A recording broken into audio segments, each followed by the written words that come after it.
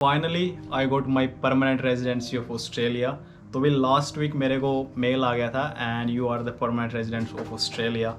तो मेरे पे काफ़ी सारे क्वेश्चन आ रहे थे कि भाई आप जो आपकी पीआर की प्रोसेस है उसके बारे में बताओ कि आपने भाई क्या स्टडी की, आपने आप किस फील्ड में काम कर रहे हो भाई।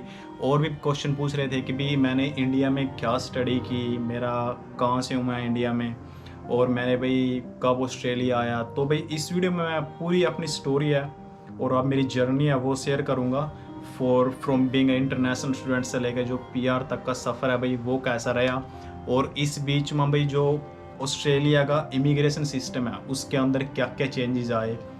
तो ये वीडियो भी बहुत ज़्यादा यूज़फुल होने वाली है उन स्टूडेंट्स के लिए जो भी अभी ऑस्ट्रेलिया में है या फिर जो अभी ऑस्ट्रेलिया आने के बारे में सोच रहे हैं। तो मेक श्योर इस वीडियो को भी एंड तक देखो एंड लेट्स गेट स्टार्टेड।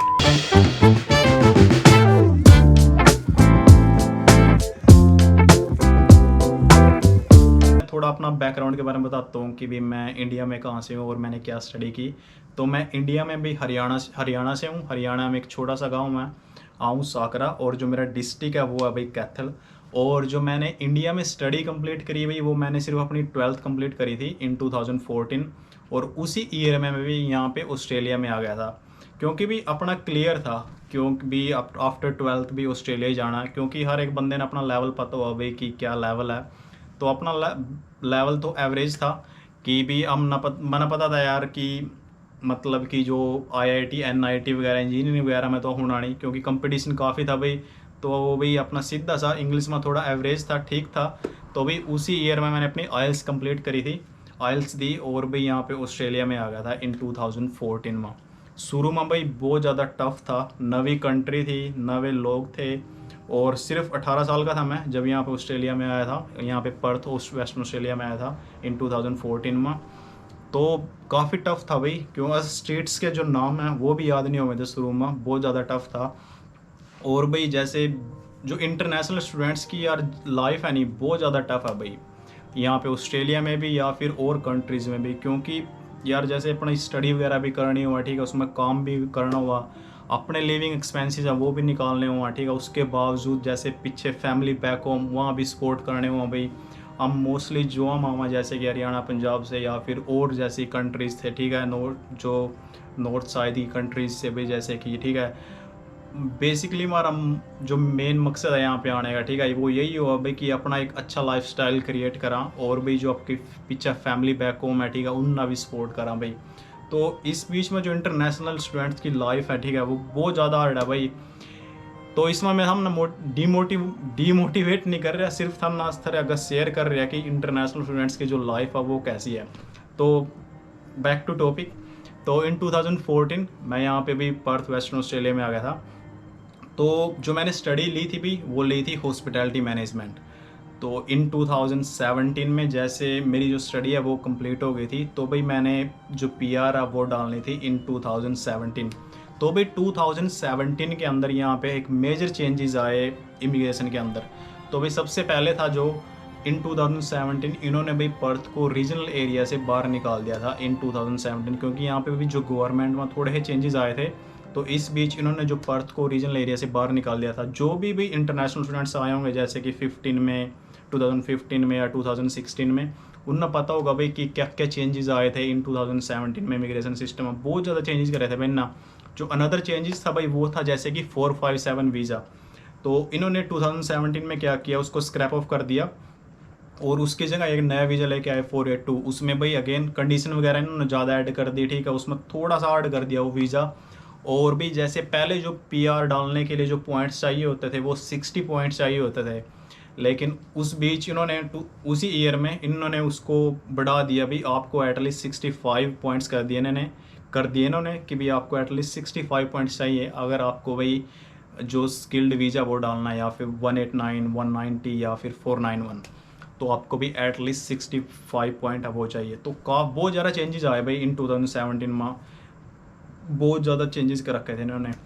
तो उस बीच भाई पता भी नहीं था कि भी नेक्स्ट स्टेप क्या होएगी, भी क्या कर रहे हैं इमिग्रेशन में, क्योंकि बहुत ज़्यादा टफ था भाई उसमें। तो मतलब कि ये था कि भाई ऑस्ट्रेलिया या पीआर किसी को नहीं करेगी इन 2017 में, ये सीन हो रहा था भाई। तो उसके बाद जैसे मैंने अपना भाई जो graduate visa, temporary graduate visa 485 है, वो डाला भाई आफ्टर स्टडी। और उस बीच में जैसे मैंने अपनी जो स्किल असेसमेंट है वो की। जो मेरी स्टडी थी वो जैसे हॉस्पिटैलिटी मैनेजमेंट में थी, ठीक है, तो मैं होटल्स वगैरह के अंदर काम कर रहा था। तो उस बीच मैंने जो अपनी जो स्किल असेसमेंट है वो करी भाई। और भाई अनदर थिंग, मैंने जो अपने पॉइंट्स वगैरह, ठीक है, वो इकट्ठे करने स्टार्ट कर दिए जो वीज़ा अप्लाई करने के लिए। तो भाई जो 485 वीज़ा मिलेगा आपको, मतलब कि आफ्टर योर स्टडी, बहुत ही इंपॉर्टेंट वीज़ा है भाई। उस वीज़े में जैसे आपको फुल टाइम वर्किंग राइट्स मिलेंगे इन 485 वीज़े को। और उस वीज़े को यार अच्छी तरह यूज़ करियो अगर हम ना मतलब कि पीआर वगैरह डालना है। तो बहुत सारे स्टूडेंट्स क्यों हैं जैसे कि जो 485 वीज़ा मिला उसके बाद सिर्फ मतलब कि काम के ऊपर फोकस कर दें, ठीक है, डॉलर कमाने, पैसे कमाने के ऊपर फोकस कर दें यार, जो अपनी पीआर वगैरह के लिए जो पॉइंट्स वगैरह चाहिए, ठीक है, उनके ऊपर फोकस नहीं कर दे, ठीक है। तो उसके बाद भाई हार्ड हो जा काफ़ी। तो यही बताऊंगा कि आपको गोल्डन पीरियड है वो 485 जो आपको वीज़ा मिल रहा है, आपको जो 2 ईयर्स का या फिर 3 ईयर्स का मिल रहा है, तो उस बीच में भाई अपने जो पॉइंट्स है, ठीक है, उनको इकट्ठा करना स्टार्ट कर दो, जो पॉइंट्स आपके पीटी के। तो उस बीच जैसे मैंने अपना जो पीटी है वो किया भाई, ठीक है, आई गोट 8 ईच इन पीटी, तो मेरे जो 20 पॉइंट्स हैं वो सिक्योर कर लिए। और भाई मैंने जो नाटी है वो किया था, नाटी में आपको भाई 5 पॉइंट्स मिलते हैं, तो I did my NAATI as well. और भी मैंने जो अपना स्किल असेसमेंट है वो किया। आपको ये 3 चीज़ें हैं जो आपको करनी है अभी, आपका स्किल असेसमेंट, आपके जो पीआर, आप पीटी के और आपके नाटी के, ठीक। तो मेक श्योर जो आपका 485 वीज़ा है तो उस बीच भाई उसको भाई अच्छी तरह यूज़ करो। अपने जो पॉइंट्स है, ठीक है, उनके ऊपर ज़्यादा उनको इकट्ठा करना स्टार्ट कर दो जब भी आपको जो 485 वीज़ा है वो मिला, ठीक। तो भाई बात करते हैं नेक्स्ट। तो उसके बाद भी जैसे मेरे को जो टेम्प्रेरी ग्रेजुएट मिल गया था, ठीक है, उसके बाद जैसे इन 2019 इन्होंने भी दोबारा पर्थ को रीजनल एरिया में डाल दिया था। इन्होंने सिर्फ 2 साल बाहर रखा, तो इन्होंने देखा यार कि भी पर्थ के अंदर इतना ज़्यादा मतलब कि डेवलपमेंट वगैरह भी नहीं है, मतलब कि ये पर्थ है जो 24 है और सिटी नहीं है जैसे कि जो सिडनी और मेलबर्न है। तो इस करके इन्होंने पर्थ को दोबारा 2019 के अंदर रीजनल एरिया के अंदर डाल दिया भाई 2019। उसके बाद मैंने जो अपना इन्विटेशन है पीआर के लिए वो डाल दिया। सो इन 2020 I applied for my permanent residency भी। और देन इन 2020 भाई फिर कोविड आ गया। और भाई जो कोविड में जो बैकलॉग है यहाँ पे जैसे कि इमिग्रेशन के अंदर जो फाइल्स का वो बढ़ता गया भाई, जैसे जो टाइमिंग है वो भी बढ़ती गई जो फाइल्स वगैरह की। तो आफ्टर 1.5 ईयर्स मतलब कि इन 2021 में इन्होंने ये भी प्रोसेसिंग करना स्टार्ट कर दी जो भी फाइल्स की, ठीक है। तो ये भी जैसे जो PMSOL लिस्ट है, मतलब कि जो प्राइमरी है जो इन्होंने लिस्ट निकाल रखी थी, जैसे कि जो हेल्थ केयर से रिलेटेड ऑक्यूपेशन थी या फिर जो क्रिटिकल सेक्टर के अंदर ऑक्यूपेशन थी, उनको निकालना इन्होंने स्टार्ट कर दिया भाई, उनको PR देना स्टार्ट कर दिया जिनका भी बैकलॉग बढ़ रहा था। तो इन 2022 this year they grant me the permanent residence of visa. जो भी जिसने भी वीज़ा अप्लाई किया था इन 2020 के अंदर उनको अभी भाई ये ग्रांट कर रहे हैं। तो भाई काफ़ी टाइम लगा इन 21 मंथ्स, उसमें 21 मंथ के बाद भी इन्होंने जो वीज़ा वो ग्रांट किया। तो भाई इजी नहीं था, काफ़ी हार्ड था, बहुत सारे मतलब कि जर्नी में काफ़ी सारे चेंजेस आए। और भाई जैसे कि इमिग्रेशन का जो कई बार क्या हुआ, जैसे कि ये भाई ऑक्यूपेशन को भी निकाल है, जैसे कि आफ्टर 6 मंथ जब भी ये चेंजेस वगैरह कराएं तो भाई जैसे कोई जो ऑक्यूपेशन हो पहले जैसे कि अगर वो लिस्ट के अंदर है तो उसके बाद ये निकाल भी दें, ठीक है। तो इनका जो इमिग्रेशन सिस्टम है भाई ऑस्ट्रेलिया का बहुत ही ज़्यादा कॉम्प्लिकेटेड है भाई, ठीक है। तो जो ओनली मेन थिंग है भाई जो आपको मतलब कि सिक्योर करती है कि अगर आपको भी परमानेंट रेजिडेंसी मिलेगी या नहीं मिलेगी, भी आपकी skill, that's a main thing. जो भी जिस भी फील्ड में आप स्टडी कर रहे हो तो मेक श्योर आप उसी फील्ड में भी काम करो, आपको भी स्किल तो सीखनी पड़ेगी, दैट्स द मेन थिंग।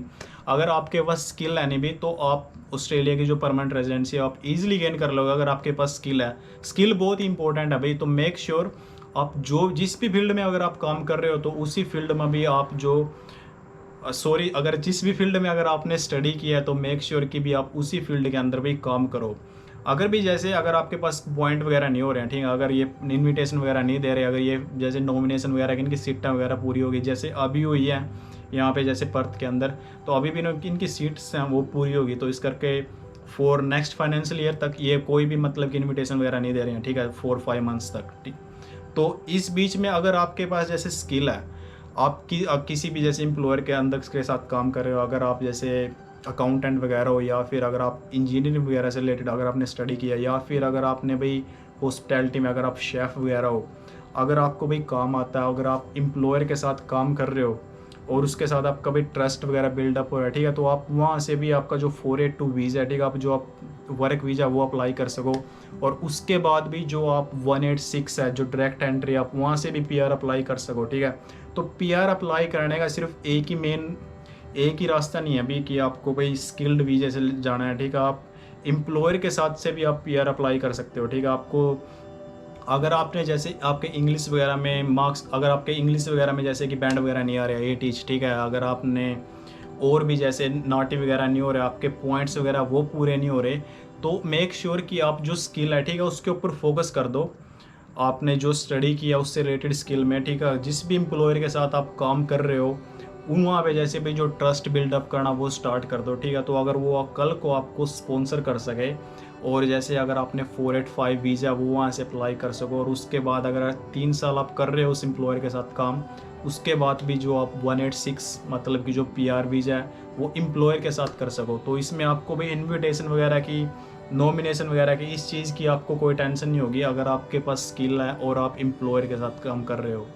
तो जो भाई मेन थिंग है आपकी स्किल है भाई, मेक श्योर कि आप जिस भी फील्ड में आप जिस भी आप उसका स्टडी किया आपने जिस भी एरिया में, ठीक है, तो मेक श्योर आप उसी एरिया में भी काम करो।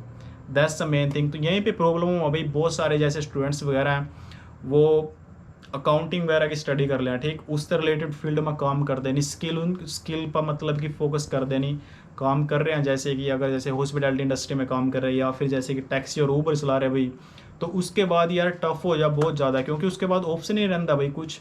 अगर आपके पास स्किल है, अगर आप काम कर रहे हो, हाँ शुरू में बहुत दिक्कत आएगी स्किल सीखने में, ठीक है। मे भी आपको भी इंटर्नशिप करनी पड़े शुरू में, या फिर आपको वॉलंटियर वर्क कम करना पड़े किसी भी मतलब कि फर्म के अंदर काम कर रहे हो। फॉर एग्जांपल अगर आप अकाउंटेंट हो, अगर आपने अकाउंटेंट की स्टडी करी, ठीक है, अगर आपको किसी भी फर्म के अंदर शुरू में वॉलंटियर वर्क भी काम करना पड़ेगा अगर आपके पास स्किल नहीं है, आपको काम नहीं आंदा, लेकिन शुरू में स्टार्ट कर दो भाई वॉलंटियर वर्क। अपनी नेटवर्किंग है, ठीक है, वो करना स्टार्ट कर दो, बहुत ज़्यादा इंपॉर्टेंट है अभी नेटवर्किंग। जिस भी फील्ड में काम स्टडी कर रहे हो उससे रिलेटेड फील्ड में नेटवर्किंग स्टार्ट कर दो, ठीक है। अगर आपको जो भी फर्म वगैरह है, जो भी कंपनी वगैरह में आप काम कर रहे हो उसको आपके ऊपर ट्रस्ट होगा, तो आप इजीली पीआर तो अभी ले लोगे, ठीक है, इसमें कोई वो नहीं है। द मेन थिंग इज़ कि भी आपको स्किल आनी चाहिए विद। ये मेरी जर्नी थी फ्रॉम इंटरनेशनल स्टूडेंट से लेके जो पीआर तक की। तो ये सफ़र रहा, तो काफ़ी सारी दिक्कत आई, but at the end is all worth it, ठीक है। जो भी आप मेहनत वगैरह कर रहे हो, भी अपना जो भी स्ट्रगल वगैरह कर रहे हो, ठीक है, at the end is all worth it and it's time to celebrate as well. और भाई जो अनदर थिंग है, ये जो मैंने चैनल स्टार्ट किया था, ठीक है, इसमें मैंने शुरू में अपना एक्सपीरियंस ही शेयर किया था, जो मैंने पीटी वगैरह की जो वीडियो डाली थी या फिर नाटी वगैरह की, मतलब कि भाई जो आपके लिए यूज़फुल हो यार, मतलब कि मैं अपनी जो जर्नी है, ठीक है, वो शेयर कर सकूँ। That's the only thing I started this channel as well. और भी फ्यूचर में काफ़ी सारी वीडियो आएंगी, ठीक है, इन्फॉर्मेटिव व्लॉग भी आएंगे भाई, और भी जैसे लाइफस्टाइल से रिलेटेड भी व्लॉग्स आएंगे, ट्रैवल से रिलेटेड वीडियो भी आएगी, तो काफ़ी कुछ आएगा चैनल के ऊपर। तो भाई मेक श्योर कि आप इस चैनल को सब्सक्राइब कर दियो अगर आप चैनल पर नए आए हो, and stay tuned and see you in the next video guys. Take care, bye.